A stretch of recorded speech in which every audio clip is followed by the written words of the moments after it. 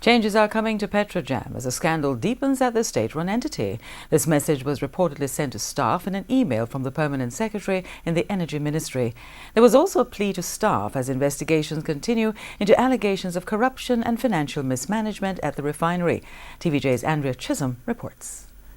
It should be bunting. The minister has had 1 month to come up with these fairly straightforward, factual answers. Versus Wheatley. I can check and get back to you.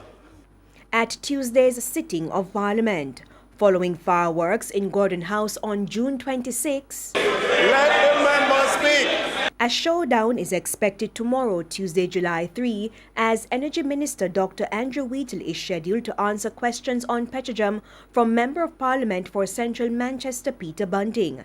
That was the commitment from Leader of Government Business Carl Samuda. Question will be answered by July the 3rd. Those include the compensation package for the Human Resources Manager and the process to select the contractor to upgrade the vacuum distillation unit at Petrojam. But even as the nation awaits those answers and more, the Permanent Secretary in the Energy Ministry, Hilary Alexander, is signaling that changes are coming to the scandal-hit entity. This was a section of an email to staff. Dear Petrojam team, in these difficult times, you may feel distressed, even despondent. It is only normal. I ask you to remember the good that has been done to make Jamaica's energy sector more secure. The email continued. Investigations and audits will and must be done.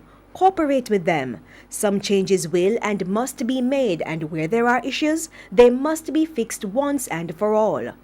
Staff were also urged to embrace the principles of integrity and professionalism and keep focused on their commitment to serve their country.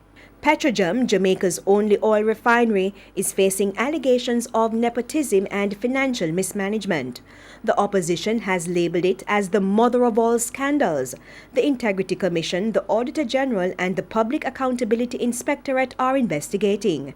And pressure is also mounting for Energy Minister Dr. Andrew Wheatley to resign or for the Prime Minister to reshuffle him out of the cabinet. Andrea Chisholm, TVJ News.